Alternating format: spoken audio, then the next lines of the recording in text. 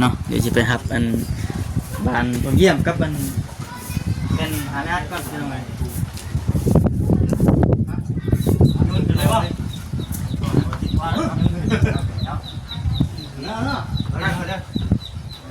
รักแค่นี้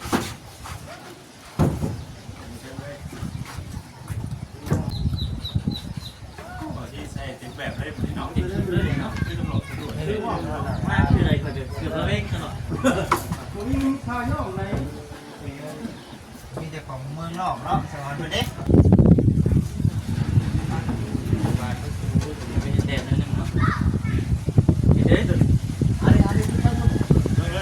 ตั้งพอตั้ง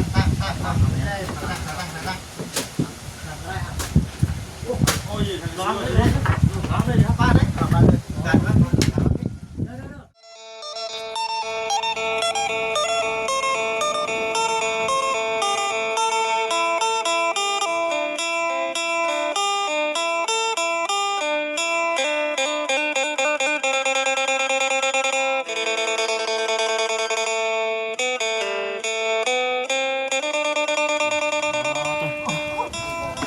ขึ้นมาถึงพี่ไปคือว่า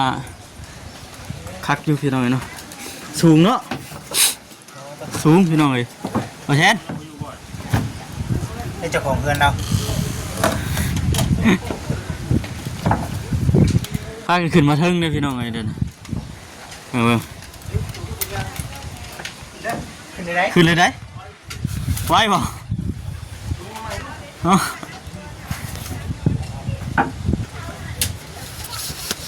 เราทำสีกล้องให้กับ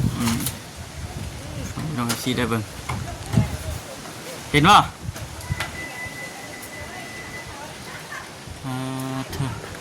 วีว่าหากกันว่าอันกันมาห่อนี่พี่น้องหนาวครับโอ้ลูกเสือนี่สีเดียวกันกับมันหาศิลาแล้วเลยเกือบเข้ากันมัดเลยนี่พี่น้องเนาะเป๊ะเลย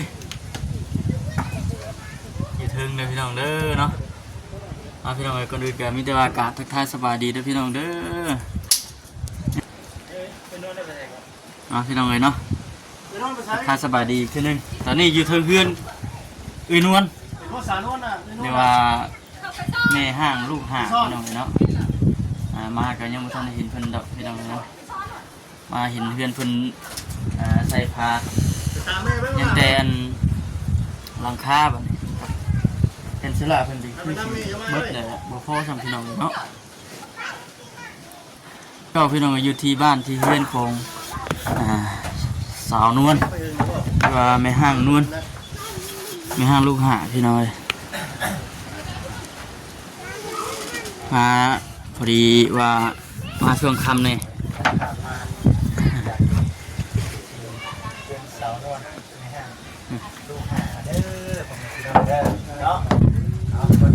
สูงเติบพี่น้องเนาะ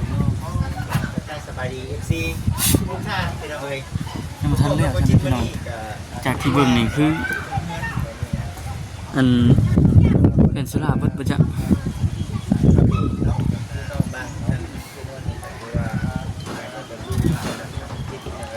แผ่นตัวนี้บ่ถึงเนาะพอดีว่าเห็นทางมาเสนเพิ่นมีอันสิ่งของแม่พี่น้องวันนี้เนาะมีบานปองเยี่ยมบานปองเยี่ยมทรงเพื่อนบานปองเยี่ยมทรงเพื่อนพี่น้อยเนาะแล้วก็อันพาไม่อัดวันนี้นะมากกับบริษัททั้งสามเขาจำพี่น้องเลยเนาะ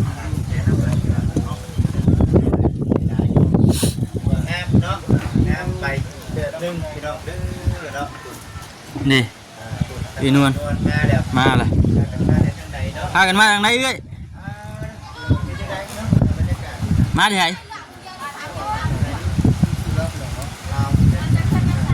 มาที่กันนะชาว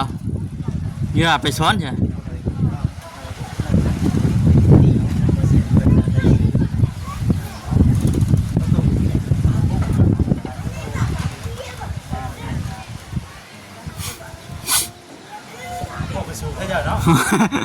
สูงป่ะแนมลูกไปสิเกสูงอยู่ไหมสูง สูงขนาด เพราะมันก็โมเดลสูงเพื่อนได้แบบ เนาะเป๊ะเลยบ่ ไปเลย คักอยู่คักหลายเห็นว่าคนนุ่งเสื้อสีเดียวกันเลยเนี่ยเออจะว่าทั้งช่างเพิ่นยุดบ่หมดนี่เงียบกิ๊บพี่น้องเนาะ ทั้งชาคนพูดบ่มาให้ขึ้นใดถ่ายก่อนเนาะว่า มันขึ้นยากเลย นี่บ่ไปเนี่ย เพิ่นไปเรียก ไปเรียก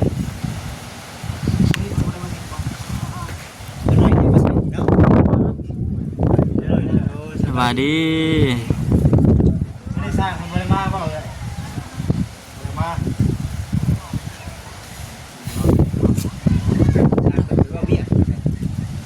ทรงโมเดิร์น2ชั้นพี่น้องเห็นว่าใส่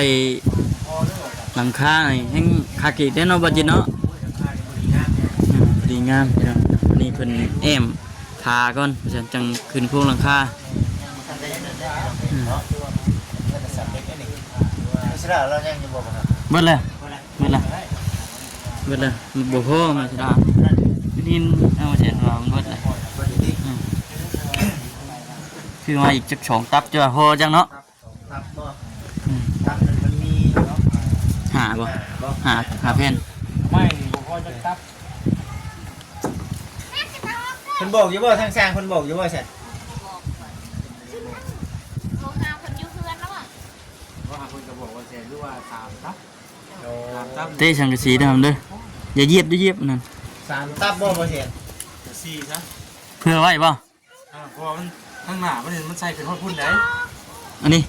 ใส่ขึ้นฮอด ไม่โอ เออ เอา4เพื่อไว้ถ้าว่า3นี่บ่พออีก เพื่อไว้ก็ดีคือกัน บ่ข้างตับนึงน่ะเลยตับนึงมันอาจจะเป็นตับครึ่งบ่ได้ใส่ข้างนั่นน่ะ ไปสักตัวเลยเนาะ เราเลย สุดแต่ว่าเนาะ ไม่เพิ่นก็คักก็ดีเด้อ อาจจะ4 แหน่งก็ช่ำ ไม่ พุ่น ไม่แน่นเนาะไม่คักชับนี่ แต่ไม่ยางเนาะ งามบ่ลูกปิงอ่ะ งาม เลยคักอยู่แบบนี้แหละข่าวพอเนาะ ข้าวตะกี้เนาะ เราแต่พอเราหาใหม่มาเราเฮ็ดแบบนี้พี่น้องเอ้ยเนาะไป ถึงยืงเนาะ เฮ็ดไปได้มันเป็นแบบห้องบ่เสียนหรือว่าจังได๋ ยังเฮ็ดกั้นห้องบ่ เอาสิกันห้องไหน เออ อันนี้เฮ็ดช่องห้องดิ มันได้ขึ้นสิเนาะ ฮะบ่ทางนอกบ่ได้น่ะคันเอาแต่ห้องช่องห้องน่ะ โอ้นี่บ่ เฮ็ดประตูทางเข้า โอ้ เลย อันนี้มันโล่งเลย โอ้ อันนี้มันโล่งเลยพี่น้องเนาะโอ้ อันนี้มาแล้วหันมาแล้ว โอ้ตัวสองห้องนี่คันเนาะ มาเนาะพ่อ โอ้ เฮ็ดเป็นพายขอชื่อมาบ่นี่น่ะแล้วคันห้องเด้อเด้อ โอ้อันขันก็งามเนาะจะสิจะเพ่นก็ ตามแทนพออยู่เนาะพอว่าจ้ะ 3แผ่นติ เอ้าขันเฉพาะห้องได้ ขันได้สิแล้วว่ะ นะ พี่พร้อมบ่ ถ้าลวงยาวสิเลยเหรอวะ ยาวนี่คือลวงยาวนี่คือต้องเป็นไม้เชื้อราได้ เออ มีแต่ขันเท่านี้ ขันกลางนี่เด้อ กลางนะ ขันกลางพออยู่ ขึ้นว่าตัวนี้นะเนาะ ตัวนี้มันต้องใช้ไม้เชื้อรา อันสละเฮ็ดประตูอีกเนาะ นี่เรียกว่าบานบ่ชื่อมา ไป ดิ ดูสั่นพี่น้องเอ้ยเนาะ ก็ได้ครับทางเปอร์เซ็นต์ว่าสิขันเนาะสิขันแต่ตัวนี้ เออขึ้นมาเทิงกันแล้ว เทิงเลยสิถ่าฮับเลย นะครับเด้อ โอเค เปิดมักแท้ๆเนาะยังดี พี่น้องเลยเนาะเดี๋ยวจะไปฮับอันบ้านผมเยี่ยมกับอันเป็นหาญาติก่อนพี่น้องเลยนู่นเลยวะ นั่งเลยโอ้นักแค่นี้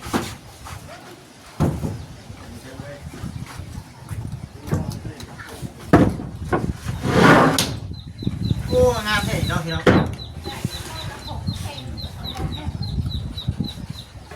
ที่ใส่ถึงแบบให้พี่น้องที่เลยเนาะที่ตำรวจสะดวกคือว่า คืออะไรเขาจะเกือบเล่นตลอด มีแต่ของเมืองนอกเนาะสอนอยู่เด้มีแต่ของต่างประเทศเว้ยพี่น้องเอ้ยเนาะสอนอยู่ ที่ผมมาแต่ไก่ดิ เที่ยวหาส้ม บ่ย่อก็คือโน่นน่ะลูก เข้าเลยเนี่ย เป็นหลอกมันเป็น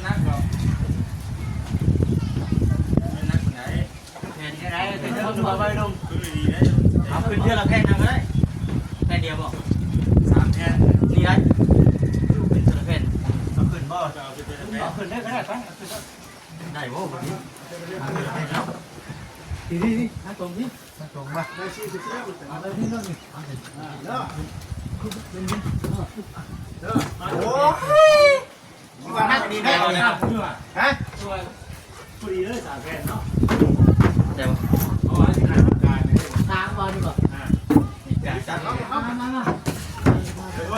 โอ้สามแผ่นเดือ โอ้ยพอดีเลย ผู้ดีงามผู้ดีงาม เอาเลยให้พ่อเลย สองแผ่นกันยังพอ เอาแต่มันไม่ก็ละ5 ข้อนึง เวลา ไปเจ๊ ป้าไป นี่แหละใส่แล้วหมดเลยเอาต้องรายงานจะ ได้ไป ไล่ตู้เนาะจากไปนี่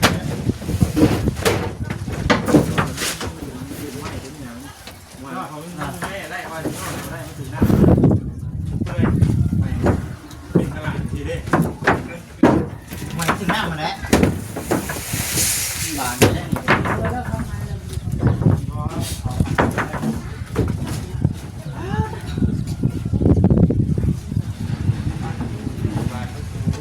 เด็ดนิดนึงเนาะเด็ดตัว เลย ตั้งพอตั้ง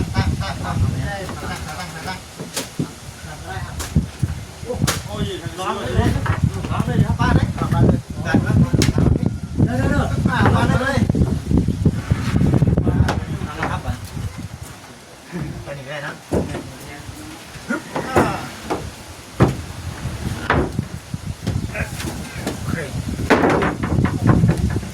ของใหม่พี่น้องเลยเนาะ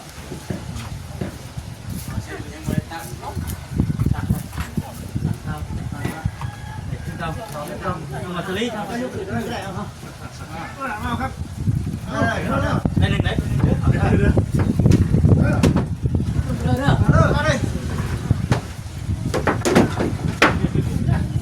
ยากเนาะฮึบไปเลยป่ะ เบิดเลยละวันเนาะเบิดเลยวะ เบิดแล้วพี่น้องเนาะยังดีที่อยู่เครื่องน้ำแดงเนาะมาไว้ถึงเครื่องรถนะสร้างเป็นกับใส่กับใช้ด้วย แหมเบิดเลยครับแต่มิเตอร์สิพากันลงบ่เฮ้ยปีจะยืนกล้องไว้ก่อนเด้อ ร้อยมาส่งพ่อใช่เนี่ยเพื่อนถือว่าไม่ได้หน่อย ได้ให้ไอ้ปูมันย่อยซอยอะไรเนี่ย ชื่อว่าต้อนสร้างว่าหนังสร้างสร้างของมือนะ ถ่ายยืนกล้องลงเด้อมาก่อนลงก่อน แต่ก็เยอะเงินที่ไม่ได้กินได้หรอกเจ้านะแต่ก็การที่ได้กับมา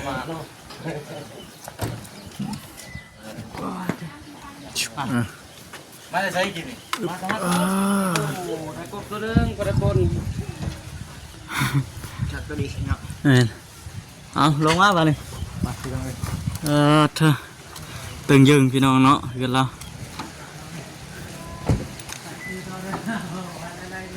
ลองเร็วจิ๊ดเดี๋ยวก่อนไม่ได้สิ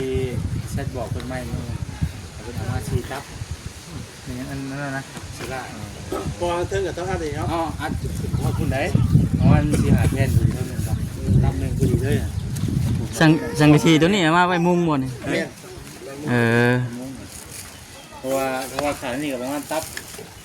บหนึ่งตับอีก2แทน จังกะชี วันนี้ข้างหน้ามันกับว่าสองตับนี่3 น้อยดิ คือตะกี้เนาะ มันคือตะกี้เด้อ 4ตับ สีกับที่มันประมาณ70หรือ80เดือน พอดี4ตับ 50เนาะ ประมาณนั้นนะ 10ประมาณนี้จอมน้อย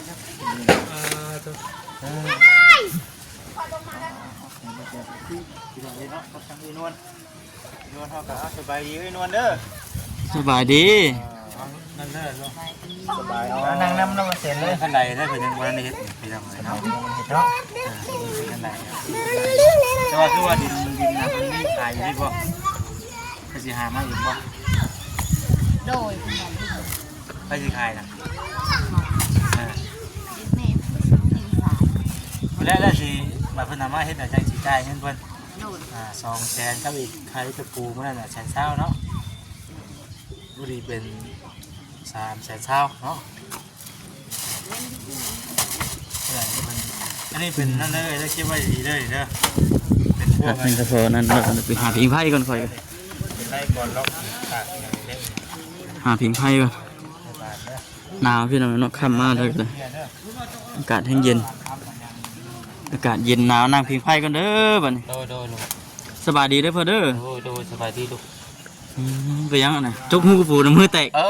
ลูกมันได้กบตัวนึง เออ ไปกับหลานนี่แหละ เถื่อหมานเนาะมีเนาะอันนี้บ่หลาน โด อย่างคืนก็พากันนอนนี่ครับ ลูกนอนนี่ มิดยามฝนเลยก็ยามแรงเข้ามามันลมบัดนี้เนาะ บ่ให้ว้าวลูกอง หนาวป่ะครับหนาวอยู่ป่ะ หน้าปกติแล้ว บ่ค่อยปากประเด็นเนาะหลานเนาะ โอ้ยหลานคนนี้แหละบ่อีกน้ำ ใครแต่ว่าฝนบ่ตกพี่น้องมันวิดยามฝนเลยหากอยากหนาวอยู่มันลมหั่นแหละเนาะ ห่างเลยนอนไปเลย แม่นบ่คือว่าได้ยินข่าวดีอยู่ ข่าวไหนลูก ข่าวดีนำไปเนาะมันคือว่าเสาสีต้น สาวสีนวลนี่โอ้ชำลูกคอยแล้วลูกเอ้ยคอยจนเป็นพอเขาเลยบอนี่พอชมชำเรื่องลานใหญ่เลยยาลูกเรื่องนั้นบอผ่านไปก่อนลูก บ่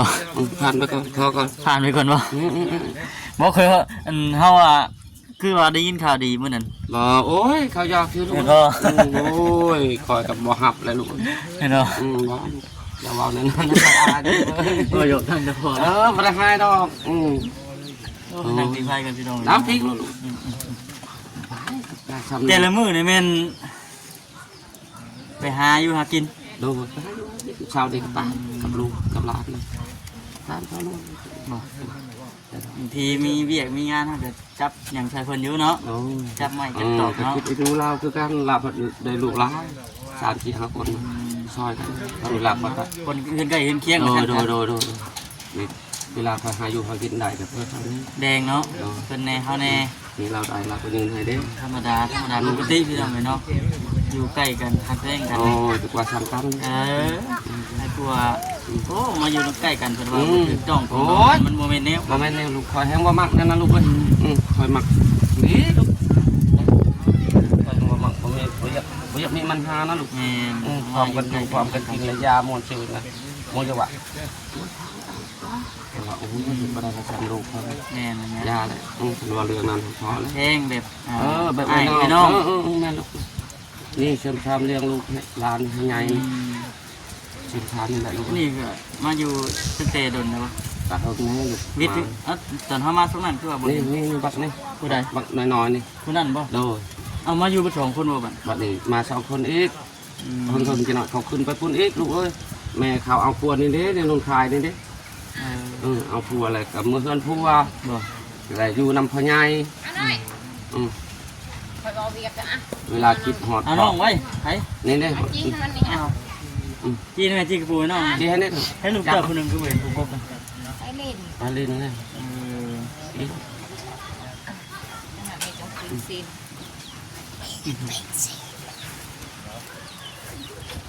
ยังแต่พอคนนี่แหละเนาะ โอ้โหออนนั่นเลยลูกโอ้ยปได้ชังกระชีกับพอเล สบาย ย ดีพ่อสบายดี สบายดีลูกสบายดีสบายดีลูกสบายดี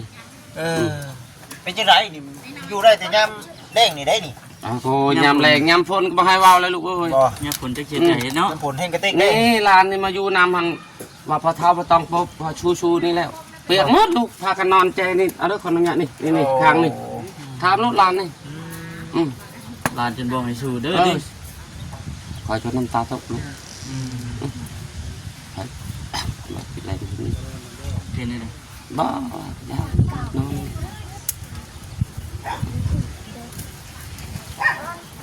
อยู่ไปอย่างนี้ดิ อยู่ไปเลยชมเท้าเลยร้านนั้นกับลูกกับหลานมาแบบนี้แล้ว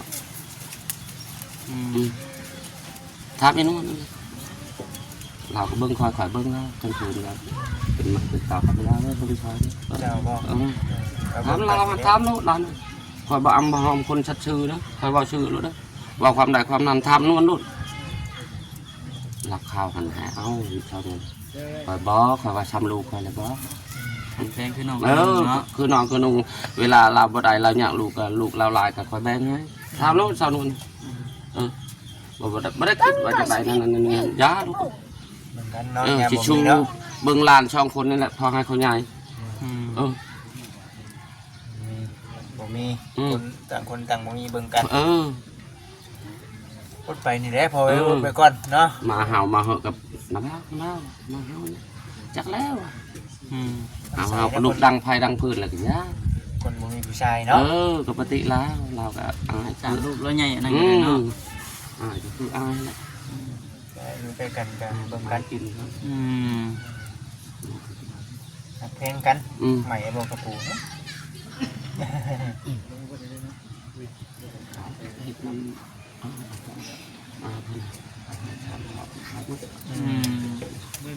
นาทีก็เขามีน้องที่เพิ่งไปกับเพิ่งน้องสาวเนาะ แม่น เวลาเขาติดไปงานกันยังพันเราที่บ่ได้คือบ่ได้ยังก็ยังเล่นไปหาน้องมันคลายมืดหูอยู่ว่าน้องลูกหลายกับท้อง เอาไปไปเอา เริ่มจะพายได้ ไปได้ เอาเนี่ยบอกว่ายาว่าเขายาเขาผู้ชายจะมาเข้าง่ายเขาเขาผู้หญิงก็หากินชมผู้หญิงแหละ แม่นั่นแหละ แต่คนลินคนกินเขาง่ายนะ ชูแน่ถ้าโคเองก็ได้เนาะ ชูอะไรลูกขอชูมืดว่าชูอะไรลูกเอ้ยพอได้ชากชีก็ยานะพอได้อันนั้นก็เพื่อนชำนี้พอได้มุงเชียร์แฟนสิแฟนก็ยานะลูกพอละพอบ่อายเขาเหนียวลูกไปเจ็บไปใส่ละบ้านกันบ่ฮานแล้ว มันสิเดินเนาะ ดู เ